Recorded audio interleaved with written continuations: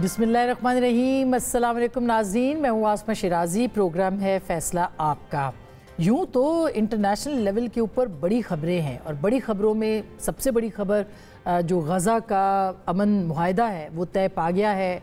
Trump साहब ने आलमी रहनुमाओं के बीच ये मुआहदा इस पर दस्तखत किए और करवाए और इस मौके पर दिलचस्प वाक़या भी हुआ। वज़ीर आज़म साहब, फील्ड मार्शल साहब की तारीफ़ें भी हुईं और फिर उनको खिताब की दावत भी दी, जिसके ऊपर इस वक्त बहुत बहस हो रही है कि प्राइम मिनिस्टर को ने उनको एक दफ़ा फिर नोबेल इनाम के लिए नामज़द कर दिया वगैरह वगैरह। ये एक और बहस है। दूसरी जानिब पाकिस्तान की जो सियासत है उसमें लम्हा ब लम्हा तब्दीलियाँ हो रही हैं और कल तक हमें लग रहा था कि सुहेल आफरीदी साहब जो हैं वो वज़ीर आला नहीं बन पाएंगे, मगर आज जो है वो एक तरफ अदालत ने ये फ़ैसला दिया कि सुहेल आफरीदी साहब से हलफ लिया जाए, गवर्नर साहब लें, और दूसरी जानिब जो आपने सुना बिलावल भुट्टो ज़रदारी साहब ने अपने ही गवर्नर को ये कहा कि वो जाएं और इस हलफ को मैनेज करें। अब दिलचस्प बात यह है कि गवर्नर साहब ज़ाहिर 2 दिन से कराची में थे, उनको अपनी आइनी ज़िम्मेदारी पूरी करना चाहिए थी, मगर उनको ये ख्याल बिलावल साहब ने क्यों दिया और अदालत के कहने के बाद क्यों हुआ, ये भी एक अजीब वाक़या है कि जिस वक्त अदालत का फ़ैसला आ रहा था उसी वक्त बिलावल साहब जो हैं वो कह रहे थे अपने गवर्नर को कि वो जाके अपनी आइनी ज़िम्मेदारी पूरी करें। फैसल कुंडी साहब वहाँ से रवाना हुए हैं, कल सुहेल आफरीदी साहब से 4 बजे हलफ लेंगे, एक आइनी ज़िम्मेदारी पूरी करेंगे। सुहेल आफरीदी वज़ीर आला बन चुके हैं, सुहेल आफरीदी एक आइनी वज़ीर आला बन चुके हैं, मगर असल सवाल उनकी आइनी हैसियत पे नहीं है, बल्कि असल सवाल उनकी कबूलियत पे है, असल सवाल उनके बयानात पे है, असल सवाल उनके ख़यालात पे है और असल सवाल वो जो रियासत को चैलेंज कर रहे हैं उसके ऊपर है। क्या उनको मकबूलियत उनके पास है, अक्सरियत उनके पास है, लेकिन क्या कबूलियत मिलेगी, ये एक बहुत अहम सवाल है। और क्या सुहेल आफरीदी साहब भी जो उनके तरजीहात हैं वो क्या होंगी, तरजीहात के अलावा भी काम करेंगे या वो इसी तरह से चैलेंज करते रहेंगे, अपने सूबे की फलाह के लिए काम करेंगे या नहीं, ये बहुत अहम सवालात है, इसके ऊपर भी हम बात करेंगे। दूसरी जानिब हुकूमत ने एक बड़ा अहम फैसला किया है कि जत्था साजी जहाँ पर होगी उसको रोका जाएगा, बाय फोर्स इस्तेमाल उसको रोका जाएगा। क्या ये रोक पाएंगे? वो ख़ास करके जो जत्था साजी होती है और मजहबी जो जत्था साजी है वो जिस तरह से कैपिटल पे चढ़ाई होती है, जिस तरह से कारोबारी ज़िंदगी मुअत्तल होता है, ये जो फ़ैसला है हुकूमत का, क्या ये इसके ऊपर अमल दरामद हो पाएगा या नहीं, बहुत सारे सवालात हैं। लेकिन असल सवाल ये है कि पाकिस्तान पीपल्स पार्टी और PTI क्या उनके अंदर कुर्बत बढ़ रही है, क्योंकि अभी 18 अक्टूबर को CC का इजलास भी होने जा रहा है पाकिस्तान पीपल्स पार्टी का। और नदीम अफजल चंद साहब कुछ दिन पहले हमारे प्रोग्राम में थे, उन्होंने कहा था कि सरप्राइज़ मिल सकता है। क्या सरप्राइज़ होगा, इस पर भी हम बात करेंगे। आज के इस प्रोग्राम में हमारे बड़े मुअज़्ज़ज़ मेहमान हैं। इख्तियार वली साहब हमारे साथ मौजूद हैं, वज़ीर आज़म कोऑर्डिनेटर हैं, बहुत शुक्रिया। बैरिस्टर साद रसूल साहब हैं, कानूनी आइनी माहिर हैं, बहुत शुक्रिया। हमारे साथ जनाब अहमद अवैस साहब हैं जो कि किसी तारुफ के मोहताज नहीं, सीनियर लॉयर भी हैं, कानूनदान भी हैं और पाकिस्तान तहरीक इंसाफ के सीनियर रहनुमा भी हैं। सबसे पहले मैं जाऊंगी, इस वक्त मेरे साथ नैयर बुखारी साहब मौजूद हैं, साबिक चेयरमैन सेनेट, पाकिस्तान पीपल्स पार्टी के पार्लियामेंटेरियन के सेक्रेटरी जनरल सेक्रेटरी हमें ज्वाइन कर रहे हैं DSNG पे, उनसे बात करते हैं। अस्सलाम वालेकुम नैयर साहब। वालेकुम अस्सलाम सर, बहुत बहुत शुक्रिया, आपने वक्त दिया है। सवाल यही है कि ये जो आइनी जिम्मेदारी थी गवर्नर साहब की, ये अदालत के फैसले के साथ ही बिलावल साहब ने इसकी अनाउंसमेंट की और उनको कहा, इससे पहले गवर्नर साहब ने अपनी जिम्मेदारी क्यों पूरी नहीं की और अब बिलावल साहब ने हिदायत क्यों दी? शुक्रिया। गुजारिश है कि 2 वकला आपके साथ और भी बैठे हुए हैं और एक इख्तियार वली साहब भी हंसे समझदार आदमी हैं। बात है कि आर्टिकल 130 के नीचे रेजिग्नेशन हैंड रिटन की बात है, तो जो 8 को उन्होंने रेजिग्नेशन था प्रोबेबली वो it was not hand written, वो टाइप था और साइन शुदा था उसके लिए, और फिर गवर्नर ने कहा कि मुझे मिला भी नहीं। सब्सिक्वेंटली 11 को उन्होंने अपने हाथ से लिखा हुआ रेजिग्नेशन भेज दिया। तो ऑब्वियसली एक दफ़ा बंदा अनाउंस कर दे और उसमें कोई एम्बिग्विटी भी ना हो तो ऑटोमेटिकली रिज़ाइन जब बंदा कर जाए तो कोई और कदगन नहीं होती कि वो रिज़ाइन कबूल न किया जाए, क्योंकि रेजिग्नेशन के लिए तो कोई क्वालिफिकेशन और डिसक्वालिफिकेशन तो नहीं है। इलेक्शन लड़ने के लिए क्वालिफिकेशन और डिस्क्वालिफिकेशन ज़रूर है, और आर्टिकल 133 के नीचे तो वो ऑफिस में कंटिन्यू करता है। और क्योंकि मामला सब जुड़स था, तो गवर्नर साहब को या तो उनकी टीम ने उनको प्रॉपरली एडवाइस नहीं किया, जो लीगल टीम थी उनकी, और सेकेंडली उनके ये शायद वो प्रॉमिस में अवेलेबल भी नहीं थे। लेकिन एनी और जब डायरेक्शन आ गई, चेयरमैन बिलावल ने भी कह दिया, तो आइन के जो तकाजे हैं वो हर शख्स को पूरे करने चाहिए, चाहे वो गवर्नर हो, चाहे वो अदालतें हो, चाहे वो पार्लियामेंटेरियंस हो। आइन के तकाजे तो हर शख्स को पूरे करने चाहिए, और ये लाजम भी है। ठीक। तो अब उन्होंने टाइम तो दे दिया, कल 4 बजे कोई ओवर टेकिंग सेरेमनी है जी चीफ मिनिस्टर की, और फिर नो डाउट के टी मेंबर्स ने उनको इलेक्ट किया है। तो ऑब्वियसली अगर किसी को ऑब्जेक्शन था, तो जब शेड्यूल दिया जी स्पीकर प्रोविंशियल असेंबली ने, KPK ने, तो उस शेड्यूल को चैलेंज करते, और फिर मैं समझता हूँ कि ये कंसीड किया कि 4 लोगों ने नॉमिनेशन पेपर्स भी फाइल किए। सो मैं समझता हूँ कि आइन और कानून ही प्रिवेल करता है, और इसके लिए भला उनकी जो आपने इंट्रो में बात की, जो इलेक्टेड चीफ मिनिस्टर हैं, उनका मौक़िफ़, उनकी तकरीर या उनका बयानिया जो है, और उसके लिए प्रोविजंस भी कॉन्स्टिट्यूशन में मौजूद है। अच्छा, कि अगर कोई शख्स मुल्क की सालमियत और इंटेग्रिटी के खिलाफ को बात कर, तो वो member of the parliament cannot be elected, you know, that's a disqualification. इसी आइन के नीचे है, तो वो तो उस कॉन्टेक्स्ट पे कोई एग्जामिन करना चाहे तो बिल्कुल एग्जामिन कर ले। नहीं, सब बड़ी आपने इम्पोर्टेंट बात की है कि 90 वोट्स उनको पड़े। ठीक, आपने ये बड़ी इंपॉर्टेंट बात की है। बेशक उनको आप कह रहे हैं कि वोट मिल गए हैं, मगर प्रोविजंस मौजूद हैं कि अगर कोई स्टेट के खिलाफ का बात करे या स्टेट के साथ वो मतलब उनके मुताबिक ना चले, उनके साथ ना चले। मसलन कल उन्होंने कहा कि मैं सिविल एड में आते ही जो है, जो फोर्स बुलाई जाती है, उसको मैं ख़त्म करूँगा काबीना के अंदर।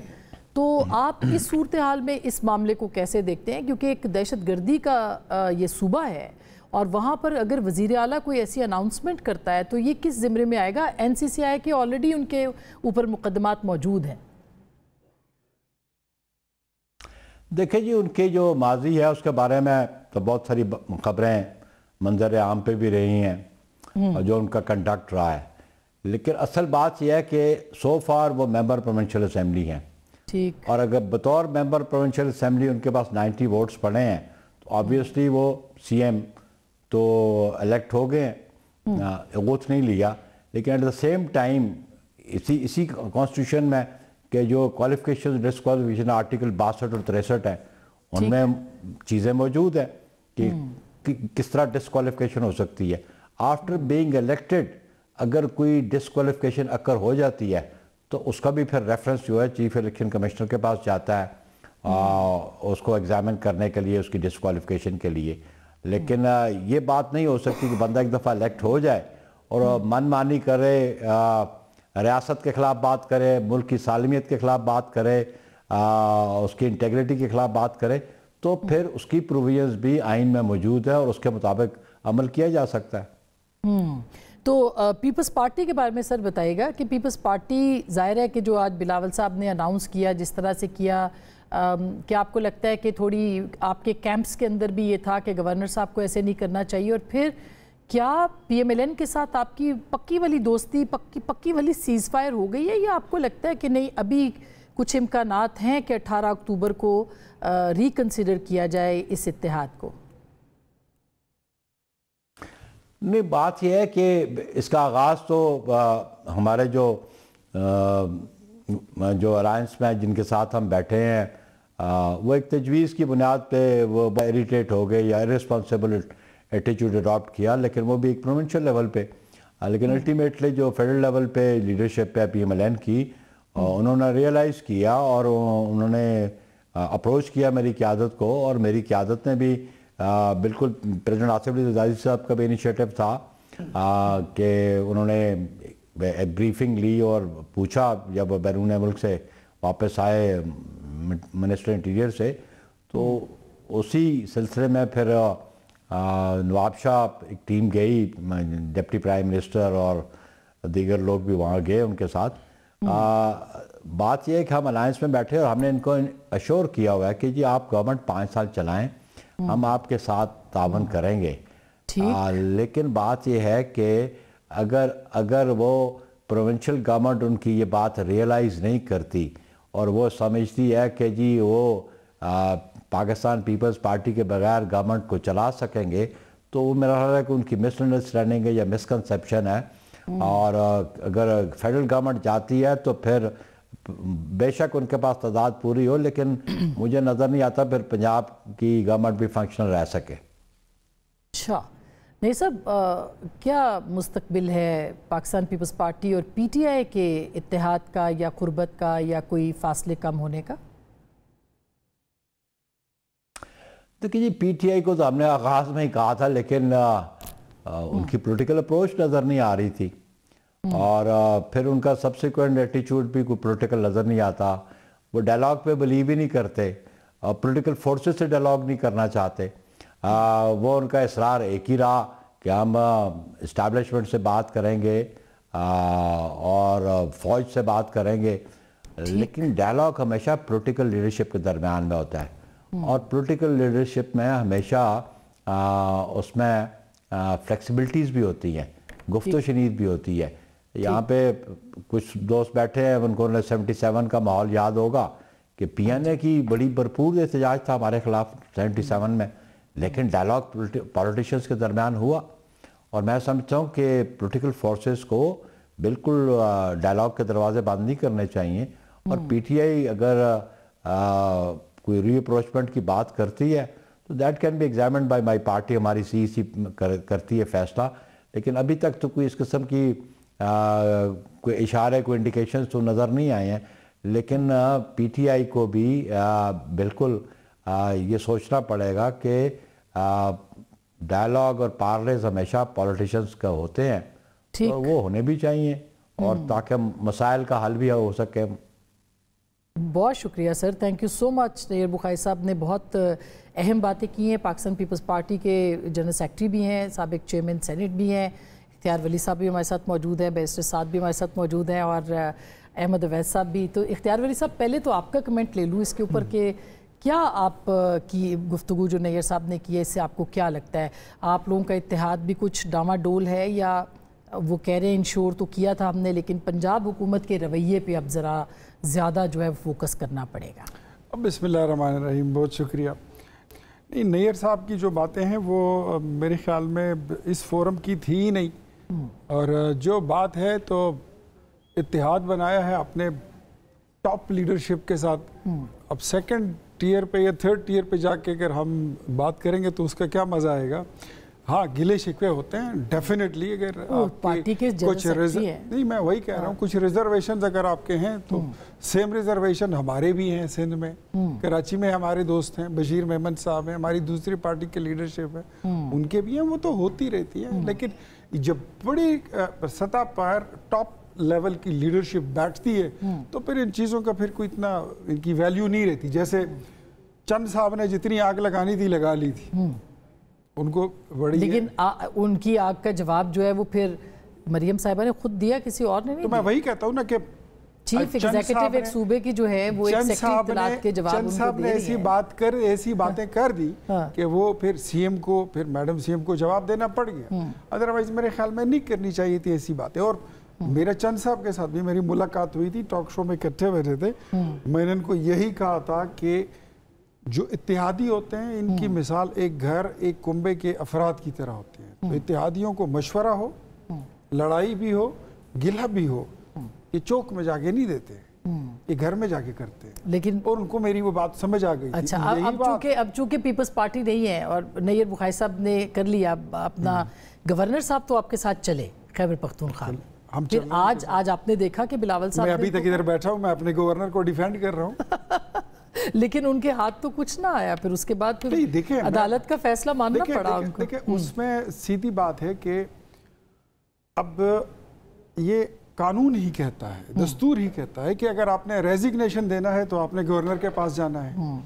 अब गवर्नर के पास जो आपने इस्तीफा भेजा उसमें سب سے پہلا تو شرط تو یہی ہے، آرٹیکل 130 سب کلاس 8 یہی کہتا ہے کہ آپ نے ہینڈ ریٹن استعفیٰ بھیجنا ہے.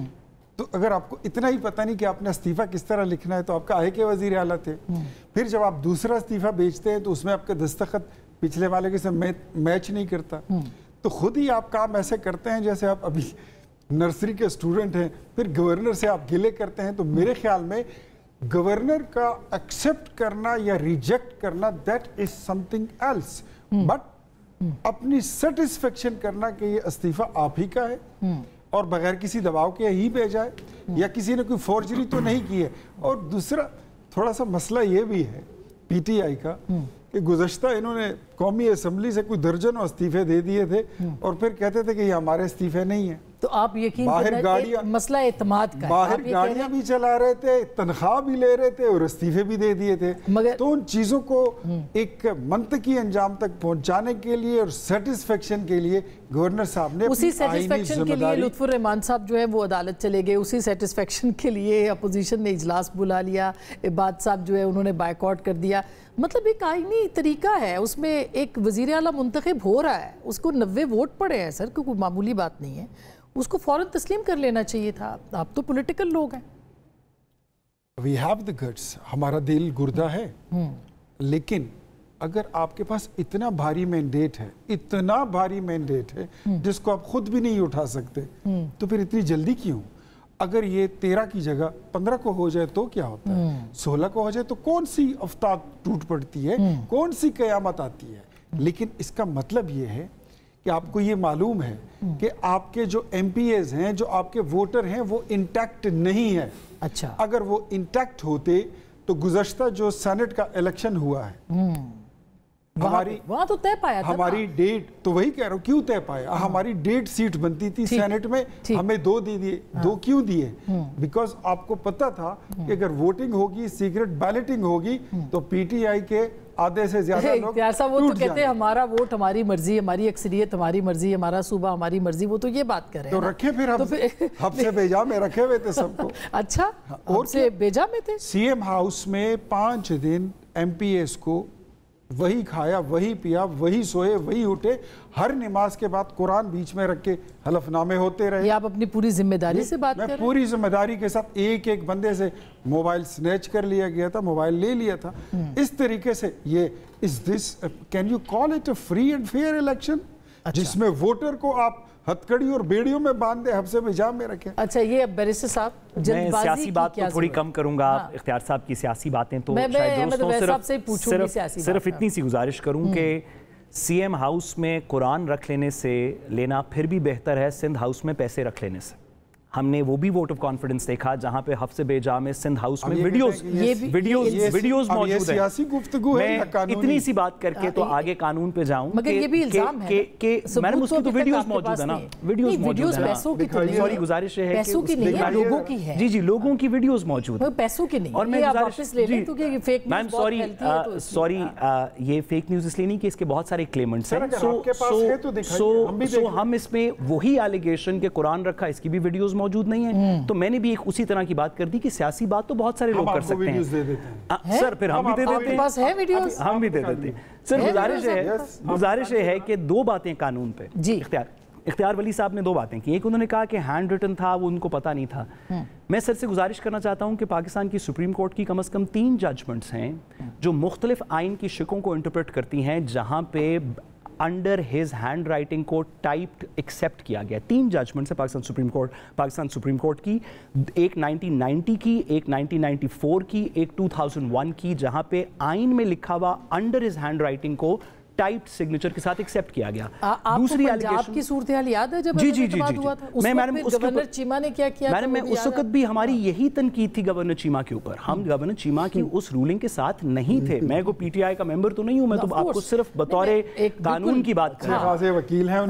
دوسری بات کہا گیا کہ ایکسیپٹ ریجیکٹ کی بات تو بعد میں آئے گی. آپ آرٹیکل 130 سب کلاس 8 پڑھ لیں، اس کے اندر ایکسیپٹ ریجیکٹ کا لفظ ہی نہیں ہے. دیر از نو سچ پروویژن. آئین کے اندر آپ ورڈز امپیوٹ یہ نہیں کر سکتے. اس پہ آئین. تیسری بات، فورجری کا ایلیگیشن تب ہو اگر جس شخص کے خلاف کہا گیا ہے کہ فورجری کی ہے اگر اس نے خود ووٹ نہ کاسٹ کیا ہو. ان 90 لوگوں میں علی امین گنڈاپور صاحب خود ووٹ کاسٹ کر رہے ہیں کسی سہیل آفریدی صاحب کے لیے. اسی بات کے اوپر جب آج دلائل ہوئے, مگر ان کو ہینڈ ریٹن تو دینا تھا, وہ ہینڈ ریٹن بھی ایک جو آپ نے دیکھا ہوگا شاید سرکولیٹ کر رہا ہے جو ہینڈ ریٹن چل رہا ہے عدالت کے سامنے, بعد میں آیا, پہلے انہوں نے ٹائپ کیا ہے.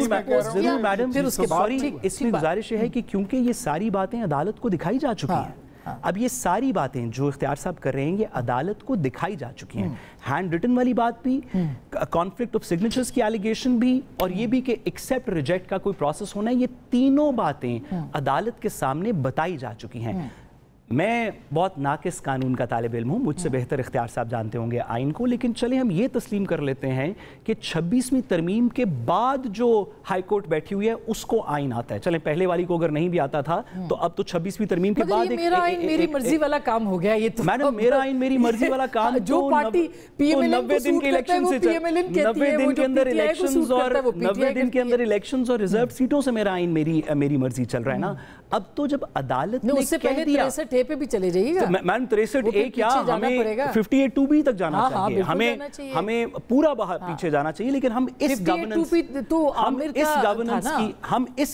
گورننگ ٹرم کی بات کر رہے ہیں, اس حکومت کی بات کر رہے ہیں. سر ہم ورنہ جائیں گے سر, ویسے تو ہم جائیں گے تو ہم پھر فیڈرل کورٹ 200 کے کیس سے ورنہ تو شروع کریں گے, لیکن کیونکہ یہ گورنمنٹ چل رہی ہے, اس گورنمنٹ نے 26ویں ترمیم کے بعد جو پشاور ہائی کورٹ تشکیل دی گئی ہے اس نے جب ان باتوں کو ریکگنائز کر لیا تو اب اس کو سیاست کی نظر نہیں کرنا چاہیے. اب میں اس کے اوپر میں آپ کا پوائنٹ آف ویو لیتی ہوں. میں کوئکلی احمد اویس صاحب آپ کے پاس بھی آؤں. احمد اویس صاحب, آپ کو لگتا ہے کہ گورنر صاحب کے جو سٹیٹمنٹس ہیں اور جو پروویژنس کی بات کی ہے نیر بخاری صاحب نے, کہ اگر آپ کوئی اینٹی سٹیٹ سٹیٹمنٹ دیتے ہیں, اگر آپ کوئی ایسا سٹیٹمنٹ انسائٹمنٹ یا جو بھی ہے وہ دیں گے تو کاروائی ہو سکتی ہے. مستقبل آپ کو کیا لگ رہا ہے سہیل آفریدی صاحب کا؟ بسم اللہ الرحمن الرحیم. دیکھیے اب مجھے ابھی آپ کا بریک ہونے والی ہے, یا تو مجھے آپ بریک کے بعد ہیں تاکہ تفصیل سے میں گفتگو تو کر سکوں. نہیں آپ بولیے گفتگو میں نے سنی آپ کی. آپ بولیں, آپ کو کون روک سکتا ہے؟ اچھا, میں عرض کر رہا ہوں. دیکھیے پہلی بات تو یہ ہے کہ میں نے کل بھی ٹاک شو وغیرہ میں دیکھا, اور یہ اچھی ہیلدی سائن نہیں ہے کہ آپ ایسا محسوس ہوتا ہے کہ حکومت کے چند ہینڈ پکڈ لوگ جو ہیں جن کو انگلیوں پہ آپ کاؤنٹ کر سکتے ہیں, اس کے علاوہ پورے ملک کے تمام لوگ غدار ہیں جو کرٹیسائز کرتے ہیں یہاں کی افغانستان کی پالیسی کے اوپر. وہ سب غدار وطن ہیں, سیاست سے غداری کر رہے ہیں, ریاست سے غداری کر رہے ہیں. درست بات. یہ ایٹیٹیوڈ جو ہے ہمیں اپنا پرسیپشن بدل دینا چاہیے. اس کی وجہ یہ ہے, دیکھیں میں اس لیے کہہ رہا ہوں یہ انتہائی انٹریکیٹ اور سینسیٹیو ایشو ہے اس لحاظ سے کہ افغانستان کا اور انڈیا کا گٹھ جوڑ جو ہے, بہرحال یہ حکومت نہیں, پچھلی حکومتوں یہ آہستہ آہستہ اس کا ایک ٹرننگ پوائنٹ جو تھا وہ جنرل پرویز مشرف تھا. اس سے پہلے طالبان کی حکومت کو پاکستان نے جو ایکسیپٹ کیا ہوا تھا, اس کا سفیر پاکستان کے اندر تھا. آپ اگر وہ ہسٹری اٹھا کے دیکھیں. جی بالکل. لیکن اس کے بعد کیا ہوا, جب 9/11 کا واقعہ ہوا اور جب امریکہ نے انڈائریکٹلی جنرل پرویز مشرف کو تھریٹ کیا اور وہ اس کی ٹانگیں کام کہیں اس تھریٹ کے ساتھ, اور انہوں نے کہا کہ جی ہم تو فوراً کو سب ایکسیپٹ کرتے ہیں, جو مرضی کریں آ کے یہاں پر. اور نہ صرف ان کو اجازت دی بلکہ انہوں نے باقاعدہ طور پہ ان سے جو لسٹ انہوں نے امریکہ نے پرووائڈ کی کہ ہمیں طالبان کے یہ لیڈر جو ہیں ان کی گرفتاری چاہیے. تو ہمارے ایجنسیوں نے وہ لیڈران گرفتار کر کے ان کے حوالے کیے, انکلوڈنگ سفیر جو پاکستان میں تھا اس کو بھی, اور پیسے وصول کیے. یہ بات جو میں کہہ رہا ہوں کہ اتنے وثوق سے کہہ رہا ہوں اس لیے کہ پرویز مشرف نے اپنی کتاب میں بھی لکھ دیا یہ ان دی لائن آف فائر میں وہ لکھتے ہیں. معذرت کے ساتھ آپ کو پتا ہے کہ ماشاءاللہ آپ کا ذوق اور آپ کی جو باتیں میں وجہ صرف بتا رہا ہوں, مجھے یہاں میچ نہیں کر رہی اتنی بات صرف جی یہ لاجک نہیں بن رہی اس کی. میں یہ سوال میں صرف ایک بات نہیں کہ سہیل آفریدی صاحب کے جو بیانات ہیں وہ مشکل بن سکتے ہیں. سر میں صرف آپ کے بیان کی طرف ہی آ رہا ہوں. صرف میں کہہ رہا ہوں یہ وجہ تھی جس سے افغانستان اور ہماری آپس میں ایک ٹھن گئی اور معاملات خراب ہو گئے. اب حکومت پاکستان جو بھی ہو، کل کوئی اور تھی، آج یہ ہے، کل کوئی اور ہو جائے گی، سب کو مل کے اس گناہ کو دھونا چاہیے جو پرویز مشرف نے کیا، اور ہمیں ان سے وہی تعلقات رکھنے چاہیے اچھے جو پہلے ہوا کرتے تھے. وہ ہم سے 2 جنگیں لڑی پاکستان نے، افغانستان کی طرف سے ایک گولی نہیں چلی. اچھے نہ رکھیں، ہمیں رکھنے چاہیے ان کے ساتھ اچھے. وہ ہمارے لوگ مارے، وہ ہمارے اندر پراکسی وار کریں، کوشش کریں گے. دیکھیں نا ہندوستان کے ساتھ انڈیا، آج انڈیا ان کے انڈیا کتنا قریب ہو گیا ان کا. میں میرے لیے یارڈ سٹک ہے انڈیا. انڈیا ان کے قریب ہو گیا. انڈیا ہمارا بلڈ اینیمی ہے، خونی دشمن ہے ہمارا. پاکستان کو تباہ کرنا چاہتا ہے، تباہ ہوتا دیکھنا چاہتا ہے. اللہ نے بہت کرم کیا کہ ہماری آرم فورسز نے ایک ٹائملی جو سٹرائک اور جو ریٹرن سٹرائک کی، اور اس کے اندر جو ان کا حلیہ ہوا، اب وہ زخم چاٹ رہا ہے. وہ حرکت کرے گا جہاں سے ہمیں نقصان پہنچ سکے، اور یہ خطرناک حرکت ہے کہ ان کا گٹھ جوڑ ہونا اس موقع کے اوپر. کیونکہ ادھر ایسٹرن ون کے اوپر اگر آپ معلوم کریں گے ذرا غور سے، اگر آپ کو انفارمیشن آئے تو وہاں انڈیا کے اندر موومنٹ شروع ہو چکی ہوئی ہیں فوجوں کے اندر. جی جی، وہ ہمارے بارڈر پہ فوجیں لانا چاہ رہے ہیں. اختیار صاحب جو نارتھرن ایریا، یہ میں کہہ رہا ہوں، یہ خطرناک صورتحال ہے. بالکل، یہ جو وہ کہہ رہے ہیں کہ افغانستان کے ساتھ تعلقات کو آپ کو بہتر کرنا پڑے گا ہر صورت میں. وہ پاکستان چاہتا بھی ہے کہ، لیکن کیوں آپ پی ٹی آئی کے اوپر غداری کا پھر فتویٰ لگاتے ہیں اس کے اوپر جب وہ یہ بات کرتے ہیں؟ کسی کا مطلب یہ جو نیریٹو ہے نا کہ آپ کو ٹھیک کرنے ہوں گے، یا ان سے یہ پوچھیں کہ ہم نے تعلقات خراب کب کیے ہیں؟ ایک ملک یا اس کی پراکسیز وہ روز ہمارے فوج پہ، ہمارے فوجی جوانوں پہ، ان کے آفیسرز پر وہ اٹیک کرتے ہیں. ٹھیک، پولیس کو مارتی ہے، عوام کو مارتی ہے، کسی کو نہیں بخشتی، بازار میں ماؤں بہنوں بیٹیوں کو نہیں بخشتے. اور آپ یہ ایک آپ نے بیانیہ گردان کے رکھا ہوا ہے کہ جی آپ کو تعلقات اچھے کرنے چاہیے. کرو، جاؤ آپ کر کے آؤ. پھر آپ تو ہے نا، آپ کے تو بڑے اچھے مراسم ہیں ان کے ساتھ. آپ تو دفتر بھی ان کو کھول کے دے رہے تھے، آپ تو پیسے بھی ان کو دیتے ہیں، آپ تو پروٹیکٹ بھی ان کو کرتے ہیں.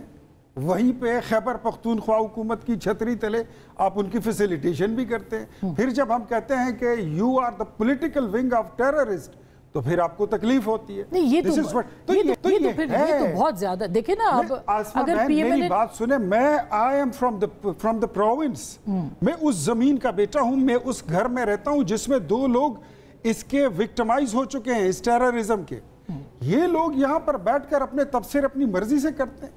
گراؤنڈ ریئلٹی اس کا ان کو پتہ نہیں ہے. مجھے یہ بتائیے کہ کون سی ان کی ایسی جو فورن پالیسی تھی، آج ہمیں بھاشن دیتے ہیں. وہ کہتے ہیں امن لایا، ان کے دور میں امن تو آیا. وہ کہتے ہیں، وہ تو پی ٹی آئی یہ کلیم کرتی ہے کہ ان کے دور میں امن آ گیا تھا اس وقت جب آپریشن ضرب عذب ہوا، جب آپریشن رد الفساد ہوا. 150 بچوں کے خون سے ہم نے قبریں کھود کے بھر دی تھی اور ان کو ہم نے لہد میں اتار دیا تھا. اس کے بعد ایک نیشنل ایکشن پلان بنا. 4.25 سال یہ جب حکومت میں تھے، نیشنل ایکشن پلان پر کوئی عمل درآمد نہیں ہوا. انہوں نے ان کو دفتر بھی کھول کے دیا، فیسیلیٹیشن بھی کیا، بنو جیل بھی توڑ کے دکھایا، لوگوں کو وہاں سے اغوا اور فرار ہونے میں فیسیلیٹیشن بھی کی. اب میں ایک جملہ بولوں گا. 2021 میں when General Faiz Hamid was court commander, میرے سے جواب لیجیے. they have brought 15,000 of families, 15,000 families جن کی تعداد 40-50 ہزار سے زیادہ تھی. عمران خان کی ویڈیوز اگر سعد رسول صاحب کو بھی چاہیے تو میں ان کو ابھی واٹس ایپ کر دیتا ہوں، احمد اویس کو بھی بھیج دیتا ہوں اور آپ کو بھی بھیجتا ہوں. انہوں نے کہا کہ ہمارے پاس we were left with no option but to import them, but to give them away, because Afghanistan ان کو ایکسپٹ نہیں کر رہا تھا. ہم نے واپس ان کو لے آئے. سوات، ریکارڈ ہے، مگر بات یہ کہ آن دا ریکارڈ ہے بالکل. مگر ایک صوبے کا وزیر اعلیٰ آپ کو کہہ رہا ہے کہ وہ نہیں آپریشن ہونے دے گا، تو پھر آپ کیا کریں گے؟ ہمیں تو ویسے بریک لینی ہے، بریک لے لوں. ٹھیک ہے، میں صوبے کے آپریشن پہ وزیر اعلیٰ کی اسٹینڈ میں بات کروں. جی میں ضرور آپ سے لیتی ہوں آپ کا موقف. میں احمد اویس صاحب بریک کے فوراً کے پاس آتی ہوں. ایک چھوٹی سی بریک، واپس آتے ہیں، ہمارے ساتھ رہیے گا.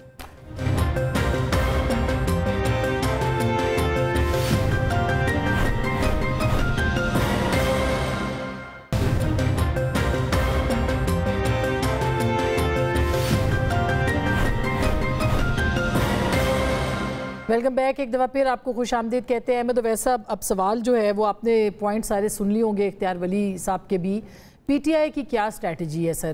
ہمیں ایک سیاسی اسٹریٹجی نظر نہیں آتی. لائک اٹ اور ناٹ جو نیر بخاری صاحب نے کہا, ایک اچھا سکوپ بن سکتا تھا. پیپلز پارٹی PTI وہ کل کو ولنگ ہو سکتے تھے, مگر وہ کہتے ہیں نیگوسیشن ٹیبل پہ نہیں آتے, پالیٹکس نہیں کرتے. وزیر اعلیٰ دھمکیاں دے رہا ہے, سیاست نہیں کر رہا, صوبے کے بارے میں کوئی بات نہیں کر رہا, پھر معاملات کیسے آگے چلیں گے؟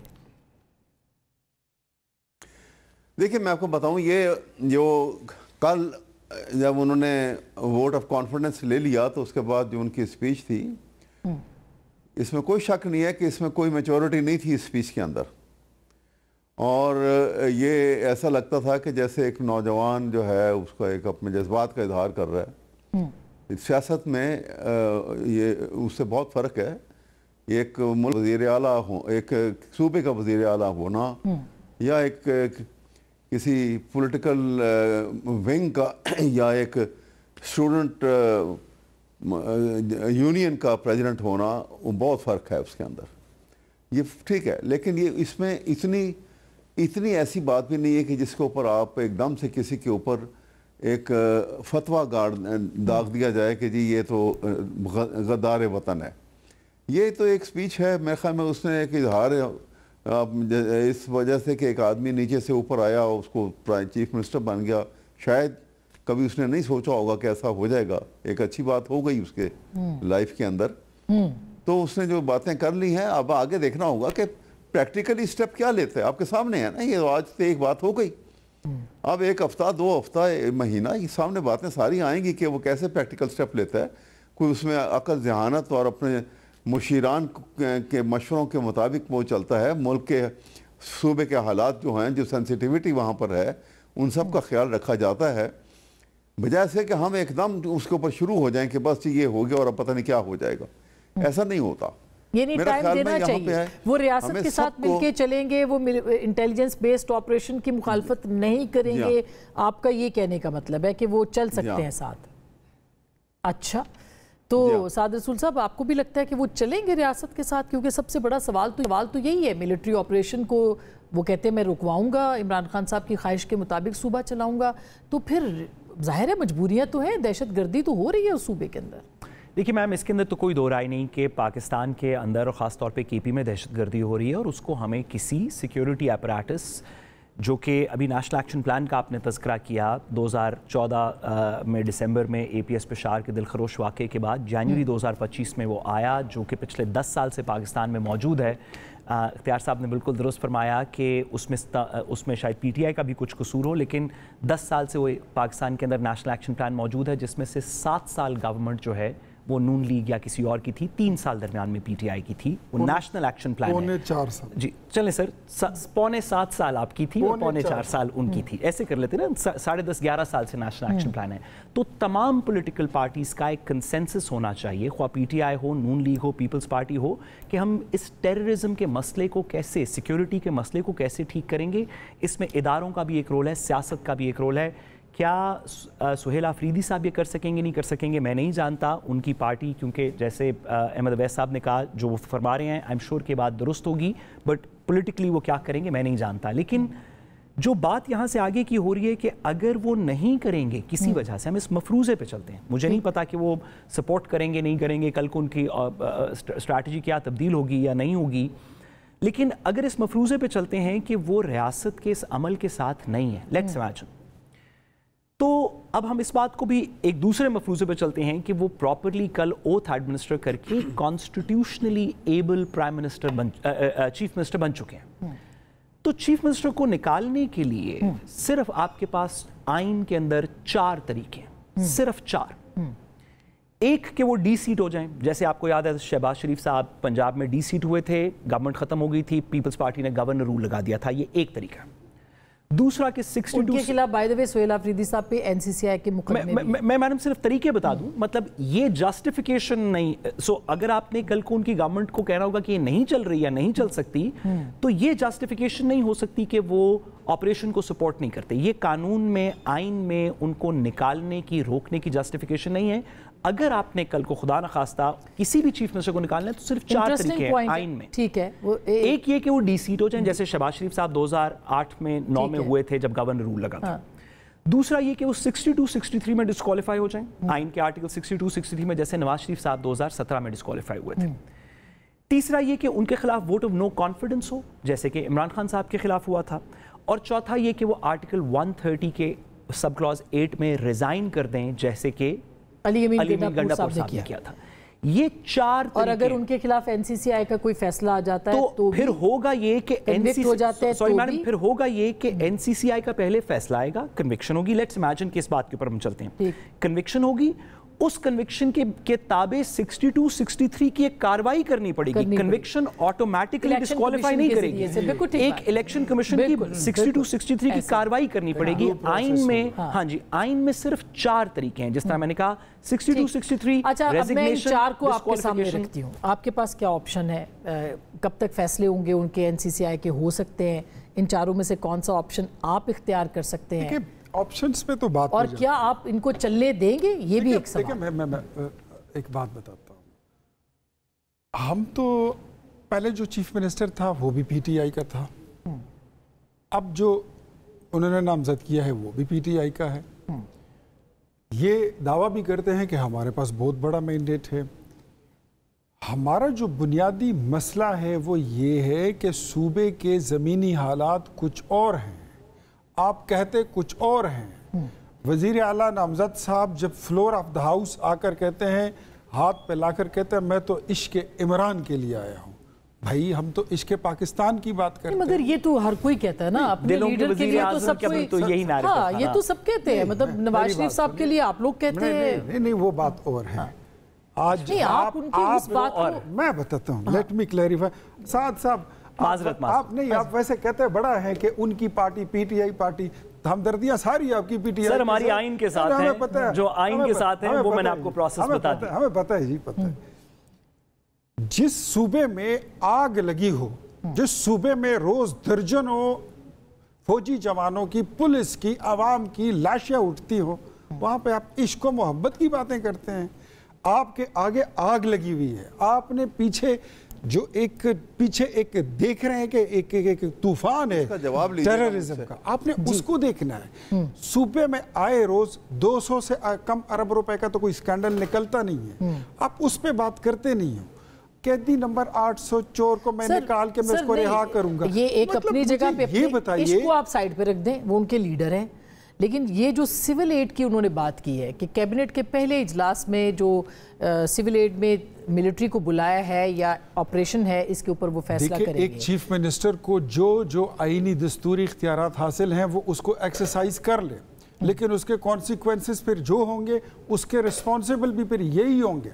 इनकी लीडरशिप होगी, क्या कॉन्सिक्वेंसेस हो सकते हैं आपके ख्याल? यही होगी। आप अगर फौज को कहते हो कि आप यहाँ से निकल जाओ, वापस चले जाओ, इसका मतलब ये है कि आपने सूबे के अवाम को आपने टेररिज्म के रहम करम पे छोड़ दिया ना, फिर आपसे संभाला तो जाता नहीं है। अब टू बी ऑनेस्ट, मैं अगर आप ज्यादा नहीं, मैं आपको 2022 के एंड पे ले जाऊं, नवंबर दिसंबर में, तो हमारे अपने सिटिंग चीफ मिनिस्टर से इन्हीं टेररिस्ट ने 75 करोड़ रुपए लिए थे, अदरवाइज इनको कहा था कि तुम्हें फिर कॉन्सिक्वेंसेस भुगतना पड़ेंगे। सिटिंग चीफ मिनिस्टर से महमूद खान से, इस और उनके दूसरे जो एक और इल्जाम आपने लगा दिया। इल्जाम नहीं, ये तो मैं फ्लोर ऑफ द हाउस कह चुका हूँ, ये तो मैं वो सामने बैठे हुए थे, मैंने कहा ये मार्केट में खबर बड़ी गर्म है कि आपसे 1 अरब रुपए मांगे गए थे, आपने 75 करोड़ रुपए दे दिए अपनी जान बख्शी के लिए, तो सूबे की जान बख्शी का क्या होगा?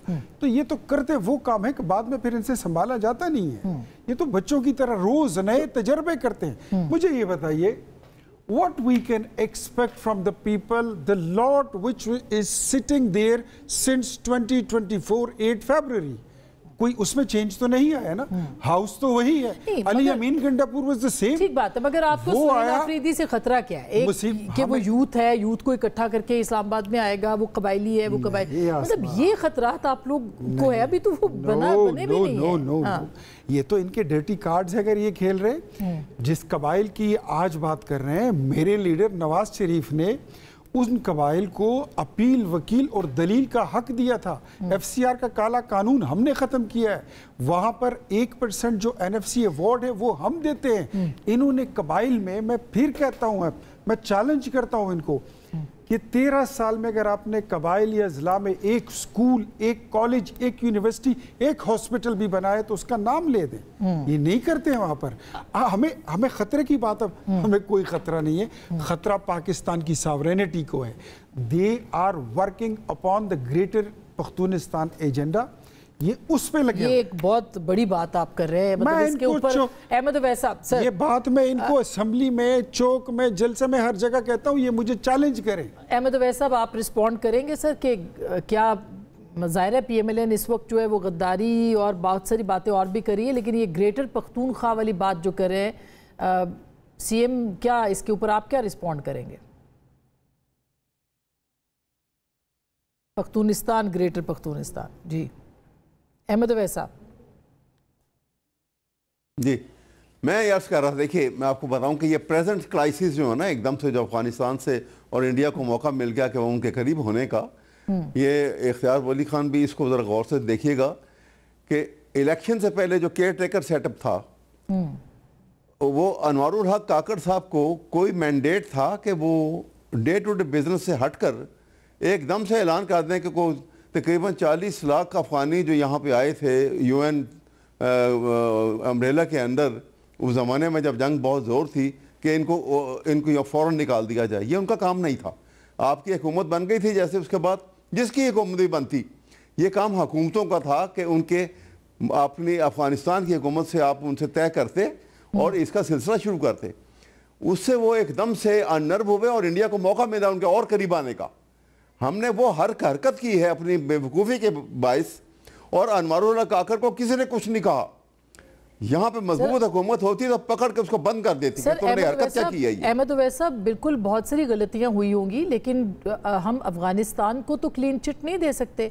आसिफ अली जरदारी साहब ने मेरे इंटरव्यू में ये बात कही थी, अपनी बात कर अफगानों के वोट भी रजिस्टर किए गए थे कि इनको डालना, PTI को फायदा हो वोटों का, ये उन्होंने कहा था। वो एक सेंटेंस जी, एक जवाब, एक सेंटेंस दूंगा आपको। देखिए मैं ये कहना चाह रहा हूँ जी, जो टेररिस्ट एक्टिविटी वो अंदर आके करते हैं, बिल्कुल आयरन हैंड के साथ उनसे निपट रहे हैं, निपटना चाहिए।